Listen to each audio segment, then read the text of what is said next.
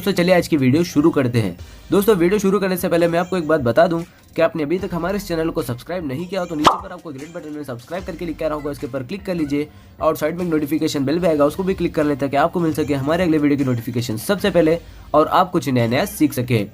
સૌરાષ્ટ્રની એકમાત્ર સ્કૂલ જ્યાં ટ્રસ્ટી તથા સંચાલકો ડોક્ટર, એન્જિનિયર તથા શિક્ષકો છે એવી Kanabar school of science and commerce કાર્યક્ષેત્ર ધોરણ 5 થી 10, 11, 12 સાયન્સ એન્ડ કોમર્સ દીકરાઓ અને દીકરીઓ માટેના ઉજ્જવળ ભવિષ્ય માટે વાલીઓની પહેલી પસંદગી Kanabar school of science and commerce. અહીં છે શ્રેષ્ઠ શિક્ષકો દ્વારા મર્યાદિત સંખ્યામાં વિદ્યાર્થીઓ માટે ભણતર, અલગ અલગ સાયન્સ લેબ, કોમ્પ્યુટર લેબ, દીકરાઓ તથા દીકરીઓ માટે અલગ અલગ હોસ્ટેલ સાથે શુદ્ધ સાત્વિક ભોજનની વ્યવસ્થા, ટ્રાન્સપોર્ટેશનની સુવિધા, જી તેમજ નીટની તૈયારી સ્કૂલમાં જ। તો આથી વિશેષ આપ આપના બાળક માટે શું ઈચ્છો તો આજે જ એડમિશન માટે સંપર્ક કરો।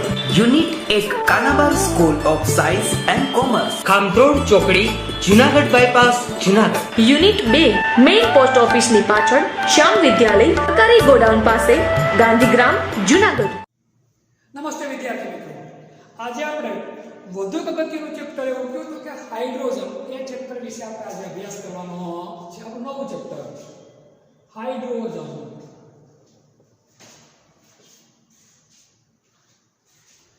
એકદમ સહેલું અને અગત્યનું ચેપ્ટર, બહુ સહેલું અને અગત્યનું ચેપ્ટર છે અને ભણવાની મજા આવે એવું ચેપ્ટર છે। નેટની દ્રષ્ટિએ થોડું ઉપયોગી, થોડું 12માં પણ આના પોઈન્ટ ઉપયોગી બનશે। 8મું ચેપ્ટર આપણે સરસ રીતે ભણેલા છે, થોડી હાઇડ્રોજન વિશેની માહિતી આપણે બીજા ચેપ્ટરમાં ભણેલી છે, એટલે આ ચેપ્ટર ભણવું આપણે પ્રમાણમાં ઘણું બધું સહેલું પડશે। બ્રહ્માંડમાં વિપુલ પ્રમાણમાં મળી આવતું તત્વ કોણ? તો કે ભાઈ હાઇડ્રોજન। બ્રહ્માંડમાં વિપુલ પ્રમાણમાં મળી આવે કોણ? તો કે હાઇડ્રોજન। તારા મુખ્યત્વે બે વાયુના બનેલા હોય। ક્યાં બે વાયુના? તો કે ભાઈ હાઇડ્રોજન અને હિલિયમ, એટલે કે તારામાં પણ હાઇડ્રોજન અને હિલિયમ છે, એટલે હાઇડ્રોજન મળી આવે છે। આ સિવાય અન્ય ગ્રહોમાં પણ હાઇડ્રોજનની હાજરી આવેલી છે। પૃથ્વી ઉપરથી મળી આવતા તત્વોમાં પૃથ્વીની સપાટી પરથી મળતા તત્વોમાં ત્રીજા નંબરે કોણ છે? તો કે ભાઈ હાઇડ્રોજન। કોણ? હાઇડ્રોજન। પૃથ્વીની સપાટી પર જે તત્વો મળી આવે એમાં ત્રીજા નંબરનો તત્વ કોણ છે? તો કે હાઇડ્રોજન। અને ભવિષ્યનો ઉર્જાનો મોટામાં મોટો સ્ત્રોત એટલે કોણ? તો કે હાઇડ્રોજન। કારણ કે હાઇડ્રોજન એનો જો બળતણ તરીકે ઉપયોગ થશે એટલે પર્યાવરણની ઘણી ખરી સમસ્યા શું થઈ જાય તો કે હલ થઈ જશે। હાઇડ્રોજનથી ચાલતી બસ અમુક દેશોમાં ચાલુ પણ થઈ છે, હાઇડ્રોજનથી ચાલતી કાર પણ અમુક દેશોમાં ચાલુ થઈ છે, પણ હજી એ બધું શરૂઆતના તબક્કામાં છે। આવનારા સમયમાં ઉર્જાનો સૌથી મોટામાં મોટો સ્ત્રોત થશે કોઈ તો કોણ? તો કે હાઇડ્રોજન। કારણ દહન થવાથી વાતાવરણમાં નુકસાન કરતા વાયુઓનું પ્રમાણ એકદમ કેવું હોય તો કે નહિવત હોય। બીજું, હાઇડ્રોજનનું કેલરી મૂલ્ય અન્ય જે કોઈ પણ પેટ્રોલિયમ પેદાશો છે એના કરતાં ઘણું બધું કેવું છે? ઊંચું। દાખલા તરીકે બ્યુટેન હોય તેનું કેલરી મૂલ્ય કેટલું? તો કે 50 કિલો જૂલ પ્રતિ મોલ। પેટ્રોલ ને બધું હોય તો 40 કિલો જૂલ પ્રતિ મોલની આસપાસ, જ્યારે આનું 150 કિલો જૂલ પ્રતિ મોલ। કહેવાય એમ માંગુ આનું કેલરી મૂલ્ય ઘણું બધું ઊંચું છે, એટલે ભવિષ્યમાં બળતણ તરીકે આનો અતિ મોટા પ્રમાણમાં ઉપયોગ થશે। તમને પ્રશ્ન થાય અત્યારે શું કામ નથી થતો ઉપયોગ આનો? તો અમુક રોકેટની અંદર બળતણ તરીકે હાઇડ્રોજન વપરાય છે, ઓક્સિસિટીલિંગ જ્યોતમાં વપરાય, પણ દરેક જગ્યા પર એટલા માટે નથી વપરાતું હાઇડ્રોજન વાયુ, કારણ કે એને જે સંગ્રહ કરવાની અને એનો યોગ્ય ઉપયોગ કરવાની ટેકનિક હજી શરૂઆતના તબક્કામાં છે। જેમ જેમ સમય આગળ જશે તેમ તેમ તેમાં નવી શોધ થવા। હવે આગળ ભણાવવા પહેલા હું બે મુદ્દા વિશે સમજણ આપી દઉં। એના હાઇડ્રોજનનું સ્થાન, એના પહેલા હાઇડ્રોજન કુદરતમાં હંમેશા અણુ સ્વરૂપે જોવા મળે। કુદરતમાં દ્વિપરમાણુય અણુ તરીકે અસ્તિત્વ ધરાવે. એ દ્વિપરમાણુય અણુ એટલે શું બને તો કે H2. ક્યાં સ્વરૂપે હોય તો કે ભાઈ H2 સ્વરૂપે હોય હાઇડ્રોજન. આવર્ત કોષ્ટકમાં હાઇડ્રોજનના સ્થાનની વાત કરીએ. હાઇડ્રોજનનો પરમાણુ ક્રમાંક 1. પરમાણુ ક્રમાંક કેટલો? 1. એ નિયમ મુજબ પહેલા આવર્તમાં હોવો જોઈએ. કયા આવર્તમાં હોવું જોઈએ તો કે ભાઈ પહેલા આવર્તમાં. શું કામ? પરમાણુ ક્રમાંક 1, ઇલેક્ટ્રોન રચના 1. જો લિથિયમની 2, સોડિયમની 2 8, પોટેશિયમની 2 8 8. પછી અધાતુ સાથે પ્રક્રિયા કરી અને શું કરે તો કે ઇલેક્ટ્રોન ગુમાવે અથવા તો ઇલેક્ટ્રોનની ભાગીદારી કરે એવો શબ્દ લખાય. હેલોજન સાથે પ્રક્રિયા કરી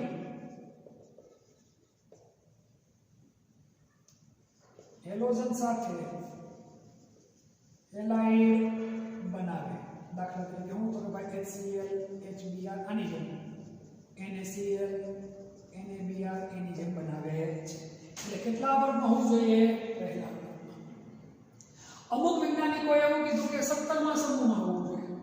પહેલા સમૂહમાં, સોરી આવર્તની પર શબ્દ લખશો આપણે સમૂહમાં. અમુક વૈજ્ઞાનિકોએ એવું કીધું કે ભાઈ 17મા સમૂહમાં હોવો જોઈએ.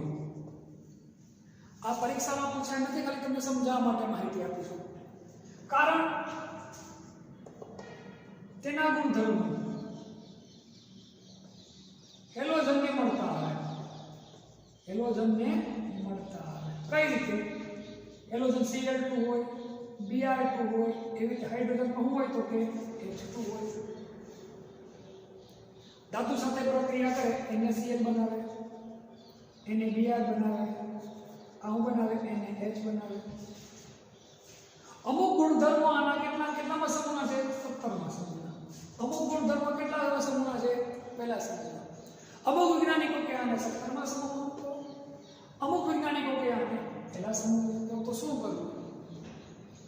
તો હાઇડ્રોજન ને 17મા કે નહીં પહેલા સમૂહમાં આવર્ત કોષ્ટકમાં વચ્ચે મૂકવામાં આવે. આવર્ત કોષ્ટકમાં વચ્ચે મૂકવામાં આવે. તમે આવર્ત કોષ્ટક જો તો હાઇડ્રોજન પહેલા સમૂહમાં પણ ન હોય, 17મા પણ સમૂહમાં પણ ન હોય. ક્યાં મૂકેલો હોય? વચ્ચે. શું કામ? એના અમુક ગુણધર્મો પહેલા સમૂહને પણ મળે, અમુક ગુણધર્મો કોને મળે? 17મા સમૂહ. આયા મૂકો તમે તો આ લોકો દાવો માટે, 17મા સમૂહ મૂકો તો આ લોકો દાવો માટે. એટલે પછી વૈજ્ઞાનિકોએ નક્કી કર્યું નહીં પહેલામાં કે નહીં 17મા. એને ક્યાં મૂકો તો કે વચ્ચેનું એનું સ્થાન આવર્ત કોષ્ટકમાં ચોક્કસ આપેલું નથી. કોનું? તો કે હાઇડ્રોજન. પરંતુ આ જેટલી માહિતી મેં તમને ભણાવી એ પરીક્ષાની દ્રષ્ટિએ કે 12મા ધોરણની દ્રષ્ટિએ આપણા માટે અગત્યની નથી. માત્ર તમને સમજાવવા માટે જ છે. ફરી એકવાર, બ્રહ્માંડમાં વિપુલ પ્રમાણમાં મળી આવે છે હાઇડ્રોજન. પૃથ્વીની સપાટી પર જેટલા તત્વો મળે માત્ર જન્મભરે મળે.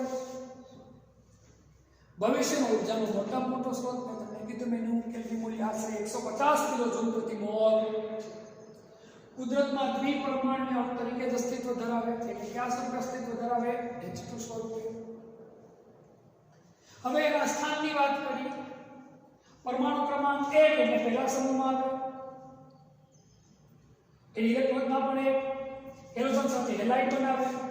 આ બધા પહેલા સમૂહના ગુણધર્મો છે એના. અમુક વિજ્ઞાનિકો નહીં ભાઈ એના ગુણધર્મો તો હેલોજનને મળતા એટલે 17મા સમૂહમાં હોવા જોઈએ. કઈ રીતે? હેલોજન અણુ સ્વરૂપે હોય, હાઇડ્રોજન અણુ સ્વરૂપે છે. હેલોજન છે એ ધાતુ સાથે પ્રક્રિયા કરીને હેલાઇડ બનાવે, હાઇડ્રોજન ધાતુ સાથે પ્રક્રિયા કરીને બનાવે હાઇડ્રેટ બનાવે. એટલે આવા ઘણા ગુણધર્મો એના 17મા સમૂહને મળે, ઘણા ગુણધર્મો એના પહેલા સમૂહને મળે. તો શું નક્કી કરવું? વૈજ્ઞાનિકો મૂંઝાણા. એને કીધું નહીં આને 17મા પણ આપણે રાખો કે નથી પહેલામાં પણ રાખો. ક્યાં મૂકી દીધો તો કે વચ્ચે. ક્યાં મૂકો? વચ્ચે. આવર્ત કોષ્ટકમાં વચ્ચે કોને મૂકવામાં આવ્યો તો કે ભાઈ હાઇડ્રોજનને મૂકવામાં આવ્યો. આ છે હાઇડ્રોજનની નોર્મલ માહિતી. હવે જે તમે અગાઉના ચિત્રમાં ભણી H પોઈન્ટ હાઇડ્રોજનના સમસ્થાનિકો એ જોઈએ.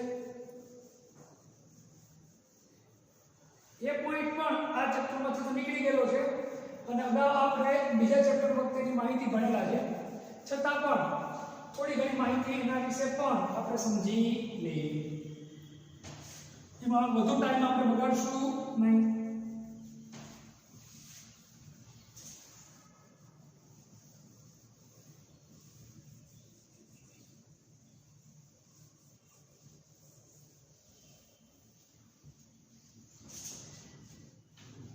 હાઇડ્રોજનના સમસ્થાનિકો. આના મુખ્યત્વે 3 સમસ્થાનિક છે. ક્યાં ક્યાં? તો કે હાઇડ્રોજન, ડ્યુટેરિયમ અને કયો તો કે ભાઈ ટ્રિટિયમ. સંજ્ઞા H D T. પરમાણુ ક્રમાંક 1, પરમાણુ ભાર 1, પરમાણુ ક્રમાંક 1, પરમાણુ ભાર 2, પરમાણુ ક્રમાંક 1, પરમાણુ ભાર 3. પ્રોટોન 1 1 1. ઇલેક્ટ્રોન 1 1 1. ન્યુટ્રોન 0 1. આને તમે આમ અને આમ અને આમ લખો તો ખોટું પડે નહીં. વધુ ડિટેલમાં આપણે જવું નથી. આમાં ટ્રિટિયમ છે રેડિયો સક્રિય છે.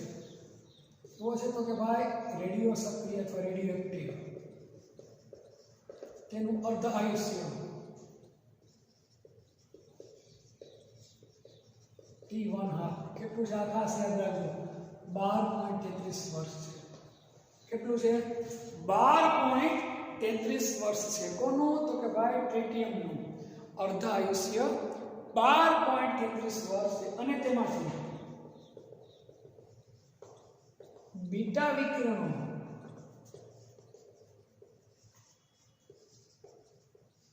ઉત્સર્જિત થાય. ક્યાં વિકિરણો ઉત્સર્જિત થાય? તો કે ભાઈ બીટા વિકિરણો, ઓછી ઊર્જા ધરાવતા બીટા વિકિરણો ઉત્સર્જિત થાય.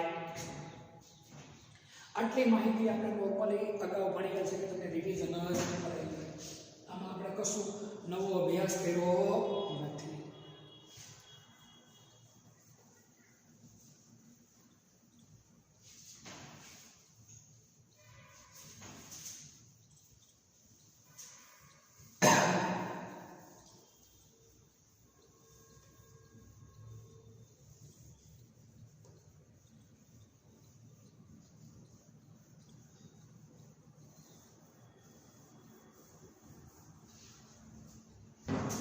હવે વધુ અગત્યનો પોઈન્ટ છે હાઇડ્રોજનની બનાવટ. હાઇડ્રોજનની બોલો કે ડાયહાઇડ્રોજનની બનાવટ બોલો તો કઈ ખોટું પડે નહીં. ડાયહાઇડ્રોજનની બનાવટ અથવા તો હાઇડ્રોજનની બનાવટ લખો તો પણ ખોટું પડે નહીં. ગમે તે શબ્દ વાપરશો કઈ કોઈ પડશે નહીં. હવે હાઇડ્રોજન બનાવવાની ઘણી બધી પદ્ધતિ છે. હું તમને દરેક પદ્ધતિ એ સમજાવીશ. મારી અંગત સલાહ છે તમને ખાલી એને બનાવવાની 2 થી 3 પદ્ધતિ જ આવડવી જોઈએ. વધારે તમારે એમાં ડિટેલમાં જવાની જરૂર નથી. કારણ કે આપણી પરીક્ષામાં એમ પૂછાય કે હાઇડ્રોજનની બનાવટ લખો તો કોઈ પણ એક બનાવટ કે વધુ 2 બનાવટ જ પૂછું. કઈ 5 બનાવટ ન પૂછું 10 માર્ક્સમાં. એટલે 2 પદ્ધતિ આવડતી હોય એટલે ઇનફ થઈ જાય. તમને જે સહી લાગતી હોય 2 પદ્ધતિ આવડવી જોઈએ. અને હા, એમાં અમુક જે પોઈન્ટ હોય વચ્ચે આવતા હોય કે જે નીટ ZEE માટે કામ લાગતા હોય એવો કદાચ કોઈ પોઈન્ટ હોય તો એ આપણને ખ્યાલ હોવો જોઈએ. બાકી એમાં વધુ ડિટેલમાં ઉતરવાની જરૂર નથી. તો ડાયહાઇડ્રોજનની બનાવટની પહેલી પદ્ધતિ એટલે પ્રયોગશાળામાં ડાયહાઇડ્રોજન બનાવવું.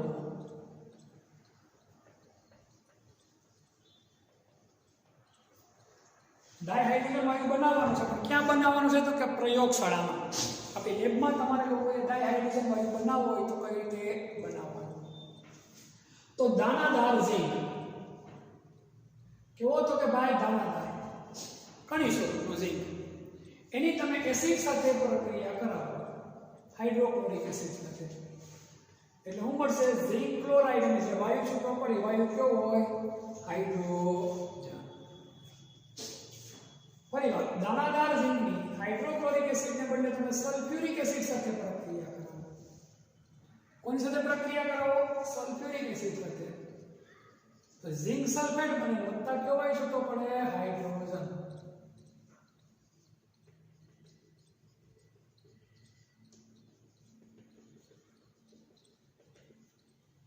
કયો આઈસોટો પડે? હાઇડ્રોજન. આ થઈ એસિડ સાથે. હવે બેઝ સાથે અથવા તો આલ્કલી સાથે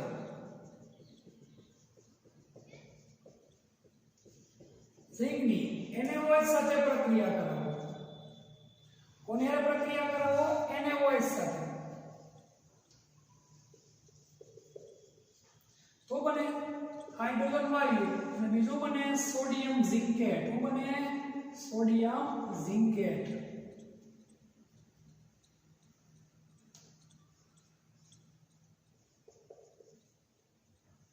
સોડિયમ ઝિંકેટ બને છે. તો આ થઈ પ્રયોગશાળામાં હાઇડ્રોજન વાયુ બનાવવાની રીત. કેમાં? પ્રયોગશાળામાં. તમને પરીક્ષામાં પૂછાય પ્રયોગશાળામાં હાઇડ્રોજન વાયુ બનાવવાની રીત લખો, તો તમારે ખાલી એટલું જ લખવાનું, દાણાદાર ઝીંકની હાઇડ્રોક્લોરિક એસિડ સાથે પ્રક્રિયા કરતા હાઇડ્રોજન વાયુ મળે છે. આ સમીકરણ લખી નાખો, વાત થઈ ગઈ પૂરી. તમને આ સહી લાગે તેમ લખવાનું, દાણાદાર ઝીંકની સલ્ફ્યુરિક એસિડ સાથે પ્રક્રિયા કરતા હાઇડ્રોજન વાયુ મળે છે. આ સમીકરણ લખી નાખો, વાત થઈ જાય. આલ્કલી સાથે પ્રક્રિયા કરો, દાણાદાર ઝીંકની અથવા ઝિંકની એમ લખો તો યાદ છે. સોડિયમ હાઇડ્રોક્સાઇડ સાથે પ્રક્રિયા કરતા હાઇડ્રોજન વાયુ મળે છે. આ સમીકરણ લખી નાખો. આને શું કહેવાય? Sodium zincate. તો આ થઈ પ્રયોગશાળામાં હાઇડ્રોજન વાયુ બનાવવાની રીત. હવે આપણે વ્યાપારિક ઉત્પાદન હાઇડ્રોજન વાયુનું કઈ રીતે થાય આપણે જોઈ લઈએ. વ્યાપારી ધોરણે હાઇડ્રોજન વાયુનું ઉત્પાદન કઈ રીતે થાય જોઈ લઈએ. સ્ક્રીનશોટ આનો લઈ લેજો.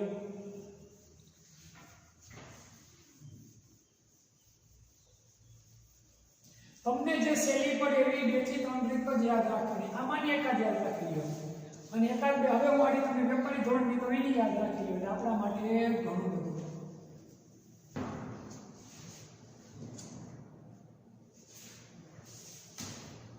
ડાયહાઇડ્રોજનનું વ્યાપારી ધોરણે ઉત્પાદન.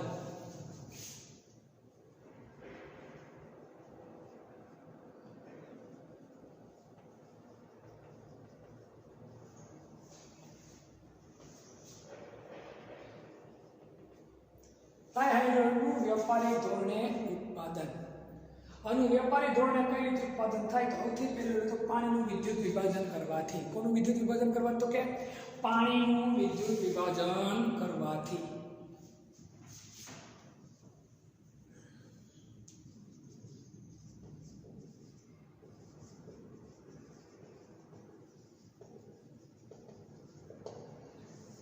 કઈ રીતે પાણી? તો પ્લેટિનમ વિદ્યુત ધ્રુવની મદદથી અથવા એનો ઉપયોગ કરીને.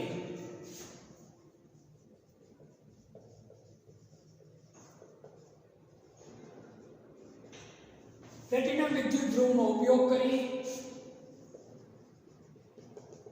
એસિડિક પાણીનું વિદ્યુત વિભાજન કરવાથી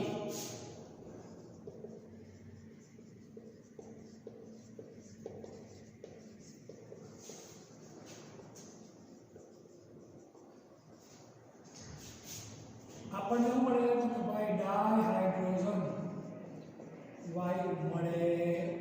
કઈ રીતે? તો કે આ ભાઈ પાણી છે. કેવું પાણી લઈએ આપણે? તો કે એસિડિક. કેવું? તો કે એસિડિક. એસિડિક પાણી એટલે શું? તો કે ભાઈ એમાં 2 થી 5 ટીપા શું નાખી દેવાનું? તો કે એસિડ. શું નાખવાનું આપણે? એસિડ. વિદ્યુત વિભાજન એસિડના ટીપા નાખતા.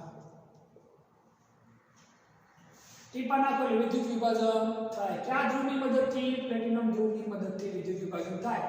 એટલે હું પણ આપણને H2 + O2. આ સમજવાની વાત એ છે, કોની વિદ્યુત ઊર્જા વધારે? તો કે ઓક્સિજનની. કોની? ઓક્સિજનની. જેની વિદ્યુત ઊર્જા વધારે એનોડ ઉપર મળે. આ કોની પર મળશે? તો કે એનોડ ઉપર. અને આ કોની પર મળે? તો કે કેથોડ ઉપર. સમજવાની વાત. ધન ધ્રુવ ઉપર આ મળે. સાદી ભાષામાં કહું તો આ કયા ધ્રુવ પર મળે? અરુણ ધ્રુવ.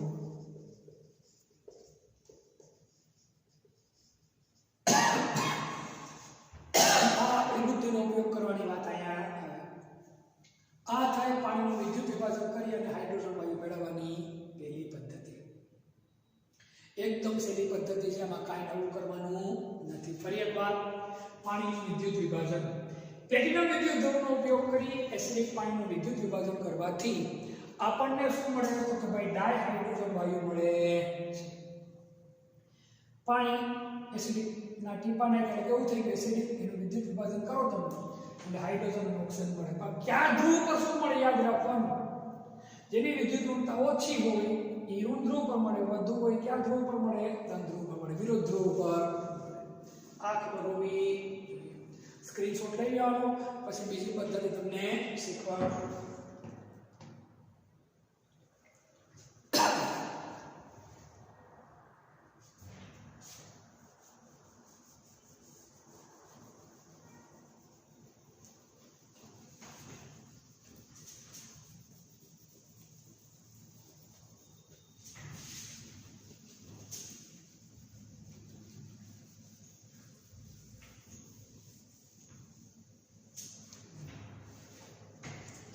બીજી પદ્ધતિ છે આપણી નિકલના વિદ્યુત ધ્રુવ વચ્ચે.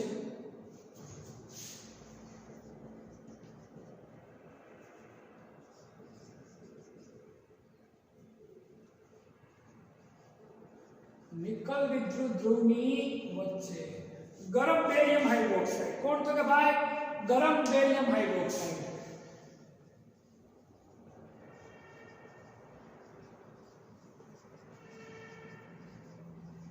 ગરમ બેરિયમ હાઇડ્રોક્સાઇડના જલીય દ્રાવણનું જદ્રા એટલે હું જલીય દ્રાવણ લખું જલીય દ્રાવણનું વિદ્યુત વિભાજન કરવાથી અતિ શુદ્ધ. કેવો? તો કે ભાઈ અતિ શુદ્ધ. આશરે કેટલો? તો કે ભાઈ 99.5% થી વધુ. કેટલો? તો કે ભાઈ 99.95%. સોરી 99.95% થી વધુ ડાયહાઇડ્રોજન મળે છે. હવે આ આપણે ખાસ યાદ રાખો, તમને પરીક્ષામાં પૂછે અતિ શુદ્ધ ડાયહાઇડ્રોજન ક્યારે મળે? તો નિકલ વિદ્યુત ધ્રુવની વચ્ચે ગરમ બેરિયમ હાઇડ્રોક્સાઇડના જલીય દ્રાવણનું શું કરવાથી? વિદ્યુત વિભાજન કરવાથી આપણને અતિ શુદ્ધ ડાયહાઇડ્રોજન વાયુ મળે. આ વસ્તુ આપણને ખ્યાલ હોવી જોઈએ. ફરી એકવાર નિકલ વિદ્યુત ધ્રુવની વચ્ચે ગરમ બેરિયમ હાઇડ્રોક્સાઇડના જલીય દ્રાવણનું શું કરો? વિદ્યુત વિભાજન. તો આપણને અતિ શુદ્ધ એટલે કેટલો? આશરે 99.95% કરતા વધુ શુદ્ધ ડાયહાઇડ્રોજન મળે છે. આ આપણને ખ્યાલ હોવો જોઈએ. ત્યારબાદ વધુ એક પદ્ધતિ છે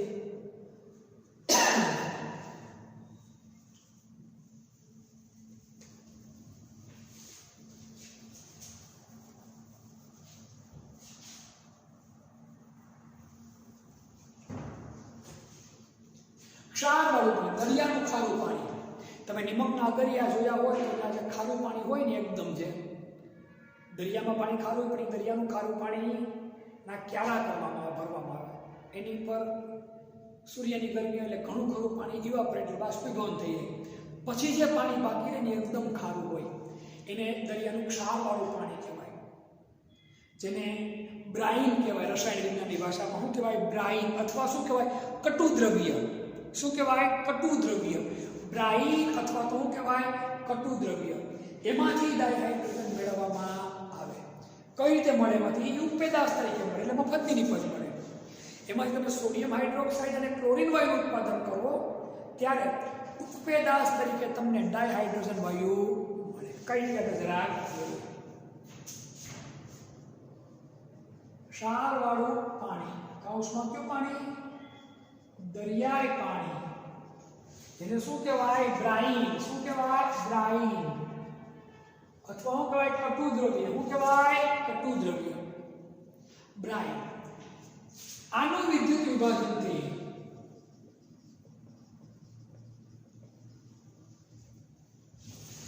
NaOH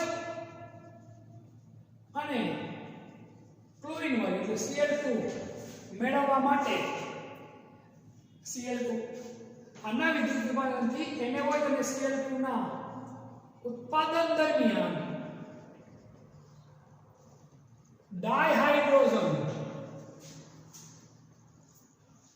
ઉપપેદાશ તરીકે મળે. ઉપપેદાશ એટલે વધારાની નિપજ. મૂળભૂત કામ તો તમે આ કરો, રસ્તામાં તમને આ મફતમાં એમનો વધારો મળી જાય. કોણ મફતમાં વધારો મળી જાય? ડાયહાઇડ્રોજન. કઈ રીતે? તો ચોપડીમાં જે સમીકરણ છે એના કરતા હું તમે બહુ સહેલું ટૂંકું સમીકરણ આપણે આ જોઈએ. દરિયાનું ક્ષારવાળું પાણી એટલે ખારું પાણીમાં શું હોય તો કે તો NaCl વત્તા શું હોય? H2O. આમાં કઈ બીજું કઈ હોતું નથી. તો આ NaCl છે આનું વિદ્યુત વિભાજન થાય આનું વિભાજન નામ બનશે Na પ્લસ કેટલા 2 Cl માઈનસ Cl માઈનસ પછી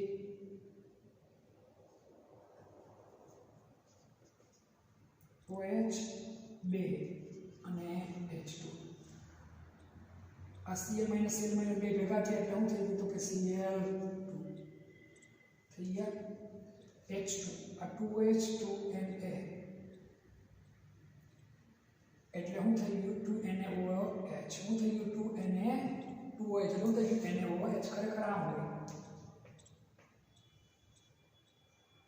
આ બંને ભેગા થશે એટલે શું થઈ જાય તો કે Cl જોઈએ કઈ રીતે તો સમીકરણ એક મેં શું લખ્યું તો કે ભાઈ પાણી અને બીજું શું તો કે ભાઈ ક્ષાર NaCl આ બંને વચ્ચે પ્રક્રિયા થાય એટલે તો બનશે NaOH કેટલા મોલ મળશે તે આ બગડતા સમીકરણને સંતુલિત કરવા માટે બીજું આપણે કયો વાયુ મેળવીએ તો કે ક્લોરીન અને ત્રીજું શું મળશે તો કે હાઇડ્રોજન સમીકરણ સંતુલિત છે કે નહીં જોઈએ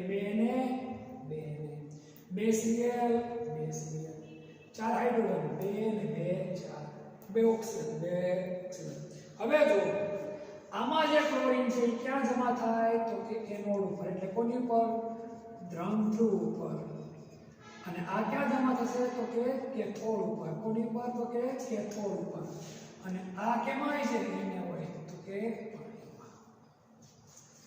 મૂળભૂત તમે બનાવતા હતા આ બે વસ્તુ આ તો તમને શું મળી ગઈ તો કે ભાઈ વધારાની નિપજ જેને શું કહેવાય ઉપપેદાશ શું કહેવાય ઉપપેદાશના નામે આપણે ઓળખીએ તો ક્ષારવાળું પાણી દરિયાઈ પાણી આ વિદ્યુત વિભાજનથી NaOH અને Cl2ના ઉત્પાદન દરમિયાન ડાયહાઇડ્રોજન વાયુ ઉપપેદાશ તરીકે મેળવવામાં આવે છે ખાસ કરીને દરિયાઈ પટ્ટી ઉપર જે મોટા મોટા કારખાના આવી બધી વસ્તુના તમે ભાવનગર સાઈડ જો તો ત્યાં આ રીતની વસ્તુ બનાવટના કારખાના તમને વધારે જોવા મળે હવે વધુ આપણે આગળ જે સ્ક્રીનશોટમાં તમે લઈ લો વધુ ઉત્પાદનની પદ્ધતિ આપણે જોઈએ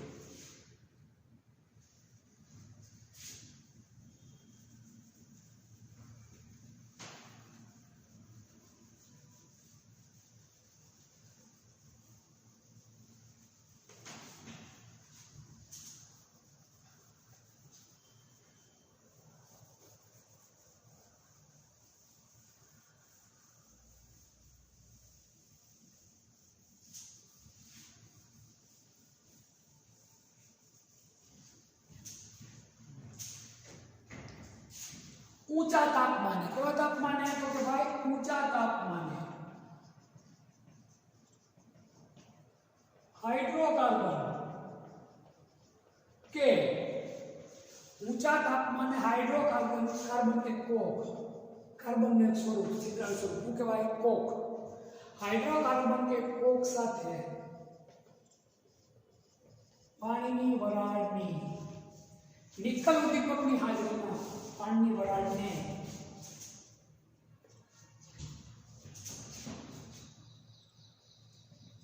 निकल उद्दीपकनी हाजरीमां पसार करता हाइड्रोजन वायु मळे छे हाइड्रोजन वायु मळे કઈ રીતે? તો જો હાઇડ્રોકાર્બન CH4 આની કોની હારે પ્રક્રિયા કરવાની છે? તો કે ભાઈ પાણીની વરાળ સાથે. તાપમાન કેવું રાખવાનું છે? ઊંચું. ઊંચું એટલે આશરે કેટલું? તો કે ભાઈ 1270 કેલ્વિન. કેટલું? 1270 કેલ્વિન તાપમાન. કયો ઉદ્દીપક? નિકલ ઉદ્દીપકની હાજરીમાં પ્રક્રિયા કરો એટલે હું મળશે કાર્બન મોનોક્સાઇડ અને હાઇડ્રોજન વાયુનું મિશ્રણ. આવી જ રીતે કોકની પાણીની વરાળ સાથે ઊંચા તાપમાને નિકલ ઉદ્દીપકની હાજરીમાં પ્રક્રિયા કરાવો એટલે કાર્બન મોનોક્સાઇડ અને હાઇડ્રોજન વાયુનું મિશ્રણ. હવે આ કાર્બન મોનોક્સાઇડ અને હાઇડ્રોજન વાયુના મિશ્રણને આ ખાસ યાદ રાખજો.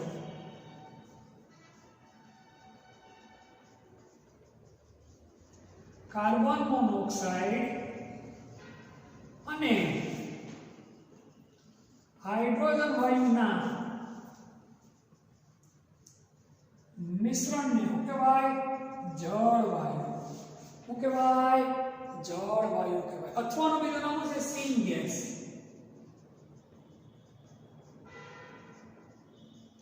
SYN gas. અથવાનું છે સંશ્લેષિત વાયુ કહે. જો જળવાયુનું સૂત્ર શું? તો કે CO + H2. આ પણ જળવાયુ છે. આમાં હાઇડ્રોજનનું પ્રમાણ કેવું છે? વધારે. કેવું છે? વધારે. ખાસ યાદ રાખજો મારી વાત. આ પણ જળવાયુ છે, આ પણ જળવાયુ છે. આમાં હાઇડ્રોજનનું પ્રમાણ કેવું છે? વધુ. અહીંયા પરફેક્ટ જળવાયુનું સૂત્ર આ બને. આ ખાસ યાદ રાખજો મારી વાત. કાર્બન મોનોક્સાઇડ અને હાઇડ્રોજન વાયુના મિશ્રણને શું કહેવાય? જળવાયુ. શું કહેવાય? જળવાયુ. અથવા શું છે? Syn gas. અથવા શું કહેવાય? સંશ્લેષિત વાયુ કહે છે. એનો ઉપયોગ શું થાય? તો કે મિથેનોલ અને ઘણા બધા હાઇડ્રોકાર્બનના બનાવટમાં થાય છે. જળવાયુ, મિથેનોલ અને જળવાયુ, મિથેનોલ અને અનેક હાઇડ્રોકાર્બનના સંશ્લેષણમાં ઉપયોગી છે. કેમાં? તો કે ભાઈ મિથેનોલ અને અનેક હાઇડ્રોકાર્બનના સંશ્લેષણમાં ઉપયોગી છે. કોણ? તો કે ભાઈ જળવાયુ. અથવા બીજું નામ છે સીન ગેસ. અથવા શું નામ છે? સંશ્લેષિત વાયુ. હાલના સમયમાં આ જળવાયુ અત્યારના સમયમાં જળવાયુ અથવા તો કે ભાઈ સીન ગેસ. શું તો કે ભાઈ સીન ગેસ. લાકડાનો વેર. લાકડાનો વેર શું કહેવાય? લાકડાનો બારીક ભૂકો. લાકડાનો બારીક ભૂકો. સુએજ, જે ગટરનો કચરો જતો હોય ને બધો એને શું કહેવાય? તો કે ભાઈ સુએજ. લાકડાનો ટુકડો.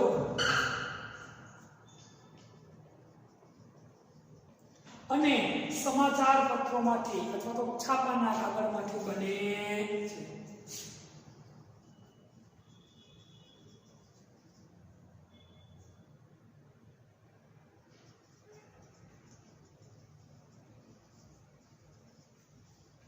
આ નવો પોઈન્ટ આખો બની ગયો છે. કોનો? તો કે ભાઈ જળવાયુ. કોનો? જળવાયુ. યાદ રાખજો. પરીક્ષામાં સવાલ કરે જળવાયુ સમજાવો તો ગરમ કરેલા અથવા ઊંચા તાપમાન હાઇડ્રોકાર્બન કે કાર્બન પાણીની વરાળ સાથે નિકલ ઉદ્દીપકની હાજરીમાં પ્રક્રિયા કરતા આપણને શું મળ્યો? જળવાયુ. શું મળ્યો? જળવાયુ મળ્યો. કાર્બન મોનોક્સાઇડ અને હાઇડ્રોજનના મિશ્રણને શું કહેવાય? જળવાયુ. એનું બીજું નામ છે સીન ગેસ. ત્રીજું નામ છે સંશ્લેષિત વાયુ. એમાંથી શું બને? તો કે મિથેનોલ અને ઘણા બધા પ્રકારના હાઇડ્રોકાર્બન સંયોજનો બનાવવા માટે ઉપયોગી છે. અત્યારે આ જળવાયુ કે સીન ગેસ કેમાંથી બને? લાકડાના બારીક ભૂકામાંથી, સુએજમાંથી, લાકડાના ટુકડામાંથી અને સમાચાર પત્રના કાગળમાંથી બને છે. ઉતરે છે વાત મગજમાં, ખાસ આ વાત મગજમાં રાખી લો. ફરી એકવાર હાઇડ્રોજનનું તો ઉત્પાદન ભણીએ જ, પણ ભેગા નવો પોઈન્ટ આપણે આવી ગયો વચ્ચે. કયો? તો કે ભાઈ જળવાયુ. કયો? જળવાયુ. ઊંચા તાપમાને હાઇડ્રોકાર્બન કે કોક સાથે પાણીની વરાળને નિકલ ઉદ્દીપકની હાજરીમાં પસાર કરતા હાઇડ્રોજન વાયુ મળે છે. આ કોણ? તો કે હાઇડ્રોકાર્બન મિથેન. એની પાણીની વરાળ સાથે પ્રક્રિયા કરો, કાર્બન મોનોક્સાઇડ અને હાઇડ્રોજન. કોકની પાણીની વરાળ સાથે પ્રક્રિયા કરો, કાર્બન મોનોક્સાઇડ અને હાઇડ્રોજન. આપણે હાઇડ્રોજન મળી ગયો, પણ આ કાર્બન મોનોક્સાઇડ અને હાઇડ્રોજનના મિશ્રણને શું કહેવાય? જળવાયુ. શું કહેવાય? જળવાયુ, સિનગેસ અથવા તો સંશ્લેષિત વાયુ તરીકે ઓળખવામાં આવે છે. જળવાયુ મિથેનોલ અને અનેક હાઇડ્રોકાર્બનના સંશ્લેષણમાં શું છે? તો કે ઉપયોગી. અત્યારના સમયમાં આ જળવાયુ કે સિનગેસ લાકડાના બારી ભૂકામાંથી, લાકડાના ટુકડામાંથી, સુએજમાંથી કે પછી સમાચાર પત્રના કાગળમાંથી શું કરે? તો કે બને. સ્ક્રીનશોટ લઈ લો, પછી આ પોઈન્ટ છે કે ફરી પાછો અહીં આવી જાય છે.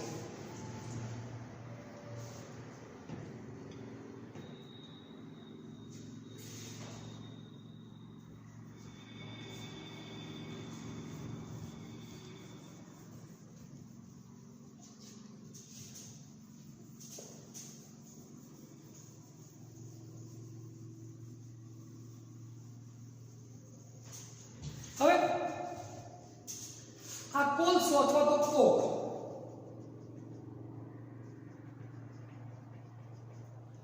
કોલસાની અથવા કોકમાંથી જળવાયુ જે બનાવવામાં આવે એ પ્રક્રિયાને કઈ પ્રક્રિયા કહેવાય? તો કે કોલ ગેસિફિકેશનની પ્રક્રિયા.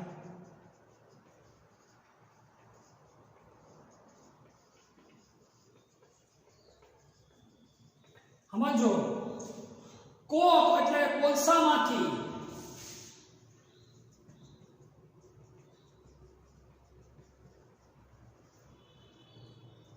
સિનગેસ બનાવવાની પ્રક્રિયાને કઈ કહેવાય? કોલ ગેસિફિકેશનની પ્રક્રિયા તરીકે ઓળખવામાં આવે છે. કઈ પ્રક્રિયા તરીકે ઓળખવામાં આવે? તો કે ભાઈ કોલ ગેસિફિકેશનની પ્રક્રિયા તરીકે ઓળખવામાં આવે છે. હવે આમાંનો જે કાર્બન મોનોક્સાઇડ ખરેખર તો બધું ભેગું જ હોય, આ વસ્તુ છૂટી પાડવાની આવતી નથી, છતાં તો આપણે સમજીએ. આમાંનો જે કાર્બન મોનોક્સાઇડ વાયુ છે, આ કાર્બન મોનોક્સાઇડને આયન ક્રોમેટ ઉદ્દીપકની હાજરીમાં, કોની હાજરીમાં? આયન ક્રોમેટ ઉદ્દીપકની હાજરીમાં પાણીની વરાળ સાથે પ્રક્રિયા કરતા. કોની સાથે પ્રક્રિયા કરતા? તો કે ભાઈ પાણીની વરાળ સાથે પ્રક્રિયા કરતા કાર્બન ડાયોક્સાઇડ અને બીજું બને હાઇડ્રોજન. શું બને? હાઇડ્રોજન. અહીંયા જો CO + 3H2, તો આને આ જ પ્રક્રિયા કરવામાં આવે. પાણીની વરાળ સાથે પ્રક્રિયા કરાવીએ, CO2 + 4H2, એટલે હાઇડ્રોજનના પ્રમાણમાં શું થાય? વધારો. શું થાય? વધારો. અહીંયા જો હાઇડ્રોજન વધી ગયો, એટલે આ પ્રક્રિયામાં CO + H2 આની પાણીની વરાળ સાથે આયન ક્રોમેટની હાજરીમાં પ્રક્રિયા કરાવો તો CO2 + 1 H2 હતા, એટલે કેટલા H2 થઈ ગયા? 2. હાઇડ્રોજનની માત્રા શું કરીએ? વધારી શકાય. આ યાદ રાખજો, જળવાયુ કે સિનગેસમાં હાઇડ્રોજનની માત્રા વધારવા માટે કયા ઉદ્દીપક વપરાય? આયન ક્રોમેટ. કયો ઉદ્દીપક વપરાય? આયન ક્રોમેટ ઉદ્દીપક વપરાય છે. અને આ પ્રક્રિયાને કઈ પ્રક્રિયા કહેવાય? તો કે ભાઈ જળવાયુ સ્થાનાંતર પ્રક્રિયા કહે છે. આ પ્રક્રિયાને જળવાયુ સ્થાનાંતરણ પ્રક્રિયા કહે છે. આમાંનો કાર્બન મોનોક્સાઇડ છે, આ જે કાર્બન ડાયોક્સાઇડ છે, એ સોડિયમ આર્સેનાઇડના દ્રાવણનો ઉપયોગ કરો તો કાર્બન ડાયોક્સાઇડ શું થઈ જાય? દૂર. ખરેખર તો વજનમાં હલકો કોણ હોય? તો કે હાઇડ્રોજન. હાઇડ્રોજન અવસ્થા જ પહેલા ઉપર આવી જાય, છતાં પણ સોડિયમ આર્સેનાઇડના દ્રાવણનો ઉપયોગ કરીએ આપણે તો કાર્બન ડાયોક્સાઇડ શું થઈ જાય? દૂર. શું થઈ જાય? દૂર થઈ જાય. અત્યારના સમયમાં જેટલું હાઇડ્રોજન બનાવવામાં આવે એમાં 77% હાઇડ્રોજન છે એ કેમાંથી મળે તો કે પેટ્રો રસાયણમાંથી. કેમાંથી? પેટ્રો રસાયણમાંથી 77% હાઇડ્રોજન બનાવવામાં આવે. 18% કેમાંથી તો કે કોલસામાંથી. કેમાંથી? કોલસામાંથી. 4% જલીય દ્રાવણના વિદ્યુત વિભાજનથી અને 1% અન્ય સ્ત્રોતનો ઉપયોગ કરીને. આમ 100% હાઇડ્રોજન વાયુ બનાવવામાં આવે છે. આટલી બધી પદ્ધતિ ભણ્યા, પરંતુ આપણે માત્ર યાદ રાખવાનું એટલે કોઈ પણ પદ્ધતિ, એક આ જળ વાયુ યાદ રાખવાની, વચ્ચેના બે પોઈન્ટ. બીજું ક્યારે 99.95% કરતાં વધુ એટલે અતિ શુદ્ધ હાઇડ્રોજન બનાવવાની પદ્ધતિ. બસ આટલી વસ્તુ આપણે યાદ રહેવી જોઈએ. એટલે આપણા માટે ઘણું. એના ગુણધર્મો, ભૌતિક ગુણધર્મો, રાસાયણિક ગુણધર્મો કાંઈ આપણા માટે 12 કોર્સમાંથી, સિલેબસમાંથી કાઢેલા છે. ઉપયોગિતાની તમે નોર્મલ વાત કરતો તો ભવિષ્યનો ઉર્જાનો મોટામાં મોટો સ્ત્રોત છે.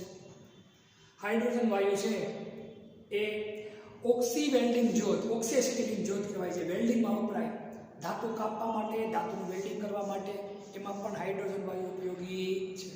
અનેક પ્રકારના સંયોજનો બનાવવા માટે હાઇડ્રોજન વાયુ આપણને ઉપયોગી છે. એની ઉપયોગિતા અનેક જગ્યા પર ઘણી બધી છે. વિશેષ એમાં આપણે અને રસાયણ વિજ્ઞાનની અંદર અસંખ્ય સંયોજનો બનાવવા માટે હાઇડ્રોકાર્બન સંયોજનો ઉપયોગી આપણા બધા માટે છે. હવે આપણે આ સાથે આ ચેપ્ટરમાં અહીંનું આપણે કામ કરીએ પૂરું. હવે હાઇડ્રાઇડ સંયોજનો વિશે આપણે અભ્યાસ નેક્સ્ટ લેક્ચરની અંદર કરશું.